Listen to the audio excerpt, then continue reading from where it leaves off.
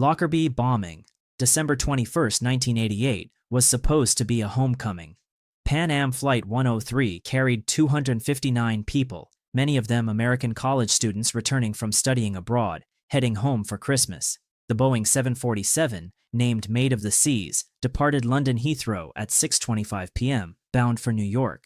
38 minutes into the flight, at 31,000 feet over the Scottish town of Lockerbie, a bomb hidden in a radio cassette player inside a suitcase detonated in the forward cargo hold.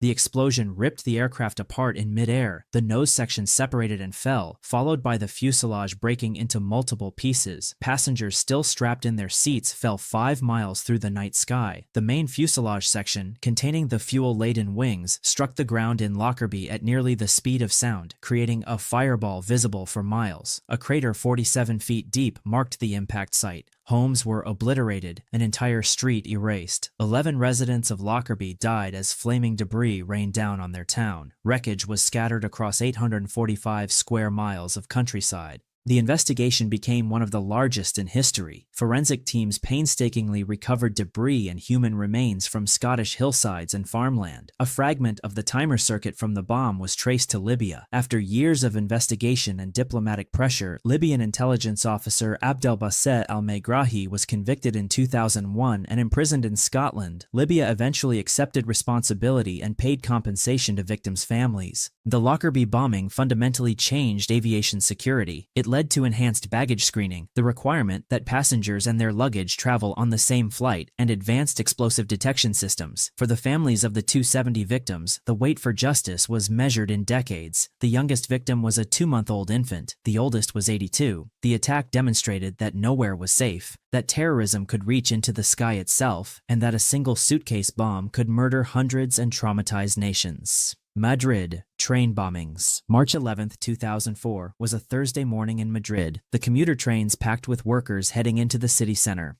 At 7:37 a.m., during the height of rush hour, the first bomb exploded on a train approaching Atocha station. Within 2 minutes, 9 more bombs detonated across 4 trains at 3 separate stations. The coordinated attacks were timed for maximum carnage, targeting the packed morning commute.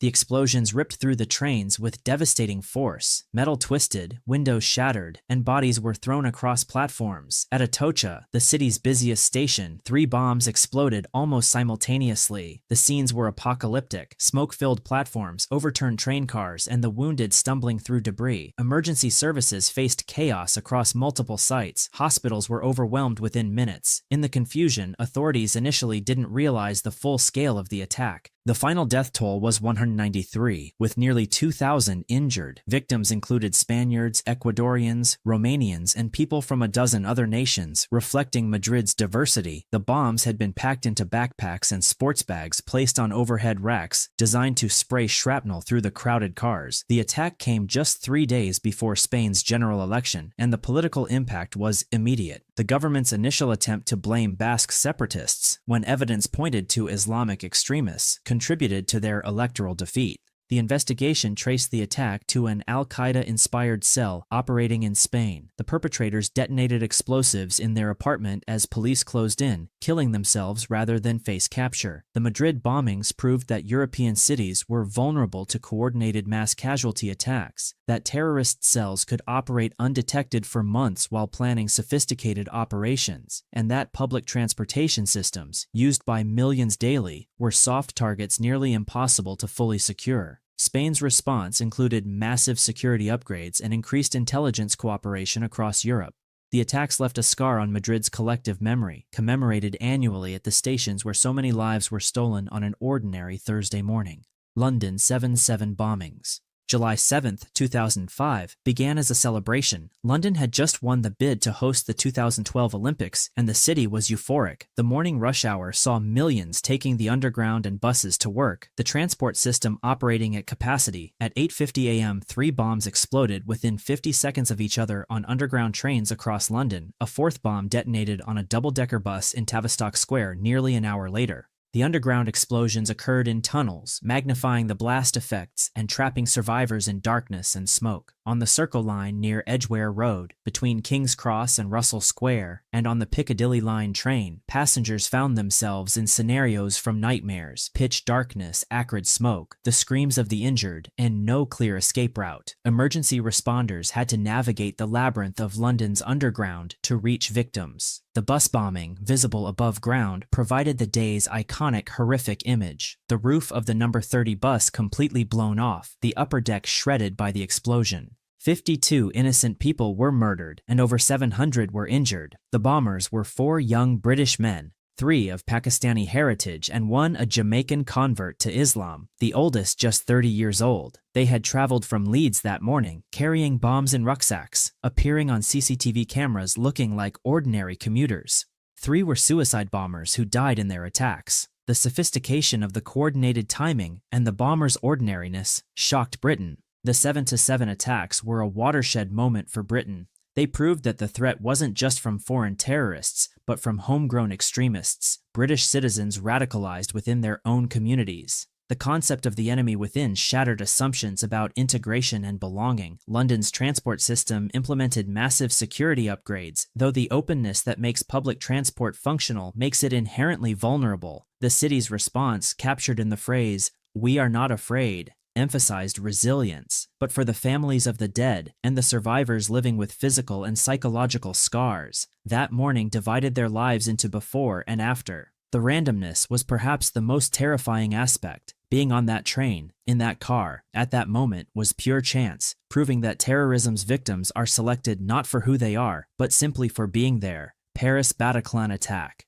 Friday, November 13th, 2015 was a night for living, a night when Paris was being Paris. The cafes and restaurants were full, a football match at the Stade de France drew crowds, and at the Bataclan Theatre, what 500 people had gathered for a rock concert. At 9:20 p.m., the violence began. Suicide bombers detonated explosives outside the stadium. Minutes later, gunmen opened fire on cafe and restaurant terraces across the 10th and 11th arrondissements. Then, at 9:40 p.m., 3 heavily armed terrorists entered the Bataclan during the concert. What followed was a massacre. The attackers fired indiscriminately into the crowd with automatic weapons. The music stopped, replaced by screams and gunfire. People dropped to the floor, piled on top of each other, playing dead as the gunmen walked among them, executing the wounded. Some escaped to the roof or hid in dressing rooms. Others were taken hostage. The siege lasted nearly 3 hours before police tactical units stormed the building. By then, 90 people lay dead inside the theater, their night of music transformed into slaughter. Across Paris that night, coordinated teams had struck 6 locations nearly simultaneously. The total death toll reached 130, with 416 wounded, 80 critically. The victims were young people out enjoying their city, representatives of more than a dozen nationalities. The attacks were claimed by ISIS, described as revenge for French military operations in Syria and Iraq. Most of the attackers were Europeans, some French and Belgian citizens who had traveled to Syria for training. The Bataclan attack was particularly traumatic because of its intimate horror. Unlike a bombing's instant devastation, this was sustained violence, terrorists spending hours hunting people through a building. Survivors described hiding in silence as killers searched for them. The terror of waiting, not knowing if rescue would come before the gunmen found them. France responded by declaring a state of emergency and intensifying military operations against ISIS. Security presence increased across European cities. The attacks demonstrated that ISIS could direct complex, multi-site operations in the heart of Europe, that soft targets like entertainment venues were vulnerable, and that the terrorist threat had evolved into coordinated commando-style assaults. The Bataclan itself stood empty for years before reopening, forever marked by the blood spilled on its floors. Paris's spirit of openness, of cafe culture and public gathering, collided with the new reality that such openness created vulnerability. The city chose resilience, but the scars remain. Nice truck attack. Bastille Day, July 14th, is France's most important national celebration, a day of fireworks, family gatherings, and national pride. In Nice, tens of thousands gathered along the Promenade des Anglais to watch the fireworks over the Mediterranean. Families with children, tourists, locals, all came together for the spectacle. As the fireworks ended and the crowd began to disperse at 10:30 p.m., a 19-ton refrigerated truck accelerated into the crowd. The driver had waited, watching. When police barriers were moved to allow traffic to resume, he saw his opportunity. The truck mounted the promenade and began a deliberate path of destruction. For 1.2 miles, nearly 2 kilometers, the truck drove through the densest part of the crowd, zigzagging to hit as many people as possible. Bodies were thrown into the air or crushed beneath the wheels. Parents grabbed children and ran. The truck continued its rampage until police finally shot the driver through the windshield, ending the attack. 86 people died, including 10 children and adolescents. Another 458 were injured, many critically. The victims were of 19 nationalities, reflecting Nice's status as a tourist destination. Entire families were decimated. The attacker was a Tunisian resident of Nice with a history of petty crime, but no known terrorist connections. ISIS later claimed him as a soldier, though evidence of direct links was never established. The truck attack represented a horrifying evolution in terrorist tactics. The weaponization of everyday vehicles, requiring no explosives, no firearms, just a driver's license and murderous intent. The psychological impact was profound. How do you protect a public celebration? How do you secure every street? The attack targeted the most innocent of occasions, families celebrating their nation's founding. The randomness was absolute. A few steps in any direction determined life or death. Nice installed permanent barriers along the promenade, and other European cities followed, bollards and barriers becoming fixtures of urban landscapes. The truck attack method was subsequently copied in Berlin, Stockholm, London, and Barcelona, proving how easily such attacks could be replicated. For Nice, the beautiful seaside promenade became a memorial, flowers and teddy bears marking where children died. The city's tourism industry suffered, but more than that, a sense of safety evaporated. If a crowd watching fireworks wasn't safe, what was? The attack proved that terrorism didn't require sophisticated planning or networks, that a radicalized individual with access to a truck could inflict mass casualties, and that the openness of democratic societies created vulnerabilities that perfect security could never eliminate. Manchester Arena bombing. The Ariana Grande concert at Manchester Arena on May 22, 2017, drew an audience of predominantly young people, many of them children and teenagers accompanied by parents. The pop star's fan base skewed young, and the 14,000-person crowd was filled with excited kids experiencing a concert, perhaps their first big show. At 10:31 p.m., as the concert ended and the audience streamed toward the exits, a suicide bomber detonated his device in the arena's foyer. The blast occurred in a space packed with concertgoers and parents waiting to collect their children. The bomb was packed with shrapnel, designed to maximize casualties. The explosion's force was devastating in the enclosed space, the shockwave and shrapnel tearing through the crowd. 22 people died, the youngest just 8 years old. More than 100 were injured, many suffering life-changing injuries. Parents searching for children, children searching for parents. The wounded and dying scattered across the foyer. The chaos was indescribable. The bomber was a 22-year-old British man of Libyan descent who had been known to security services but not considered an imminent threat. He had assembled the sophisticated device himself, using materials purchased legally. The attack's targeting of children was particularly shocking, crossing a line that seemed somehow more depraved than attacks on adults. The image of a night that should have been a cherished memory, transformed into trauma, haunted the city. Manchester's response was remarkable. The city united under the symbol of the worker bee, representing Manchester's industriousness and community spirit. Vigils drew tens of thousands. Ariana Grande organized a benefit concert that raised millions for victims. But beneath the resilience were families destroyed, children dealing with survivors' guilt, and parents grappling with the impossibility of protecting their children in a world where a concert could become a massacre. The attack led to a comprehensive review of security at entertainment venues across Britain. The inquiry into the attack revealed missed opportunities to stop the bomber and failures in intelligence sharing. For Manchester, the attack was personal, in a way mass violence in a far-off city isn't. These were local children, killed in their own city. The arena reopened months later, but a memorial now stands nearby, bearing the names of the 22 murdered. The attack demonstrated that terrorists would target children to maximize psychological impact, that entertainment venues remained vulnerable despite security measures, and that radicalization could occur quickly and be difficult to detect. The innocence of the victims, children who had committed no crime except being young and happy, made this attack particularly cruel, a reminder that terrorism's goal is not just death, but the destruction of joy and the creation of fear where there should be celebration. Munich Olympic massacre. The 1972 Summer Olympics in Munich were meant to showcase a new Germany, a peaceful democratic nation 27 years removed from the Nazi regime. The Games emphasized joy and openness, with minimal security reflecting the spirit of international friendship. On September 5th, at 4:30 a.m., 8 Palestinian terrorists from the group Black September climbed the fence into the Olympic Village. They forced their way into the Israeli team's quarters, killing 2 athletes who resisted and taking 9 others hostage. The crisis unfolded on live television, bringing the horror into homes worldwide. The terrorists demanded the release of 234 Palestinians imprisoned in Israel and safe passage out of Germany. Negotiations dragged through the day as the world watched. The German authorities, desperate to avoid bloodshed on their soil and end the crisis without military action, agreed to provide transportation. The terrorists and hostages were moved to a military airport where they were told a plane waited to take them to Cairo. The rescue attempt at the airport was catastrophic. German police sharpshooters, poorly positioned and inadequately equipped, opened fire as the terrorists prepared to board the helicopter. In the ensuing firefight, the terrorists killed all 9 hostages, some by throwing grenades into the helicopters where the athletes were bound. By the time the shooting stopped, all the hostages were dead, along with 5 of the 8 terrorists and 1 German policeman. The remaining 3 terrorists were captured, but later released by Germany following another hijacking. The Munich massacre changed the Olympics forever. The innocence of the Games, the idea that sport transcended politics, died in those helicopters. Security at subsequent Olympics became militarized, with thousands of armed personnel and surveillance systems. The attack brought Middle Eastern terrorism to global consciousness, demonstrating how a small group could commandeer the world's attention through violence against symbolic targets.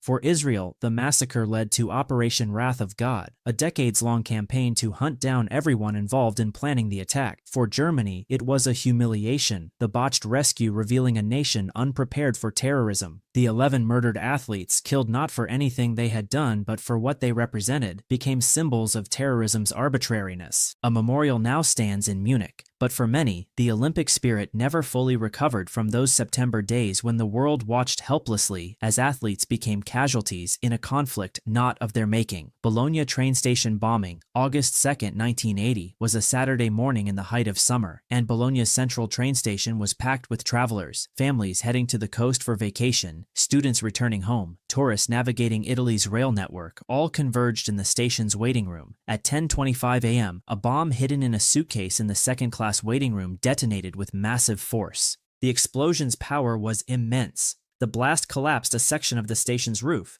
bringing tons of concrete and steel down on people in the waiting room. The shockwave shattered windows throughout the building and damaged nearby structures. The waiting room, moments before filled with people checking schedules and waiting for trains, became a tomb.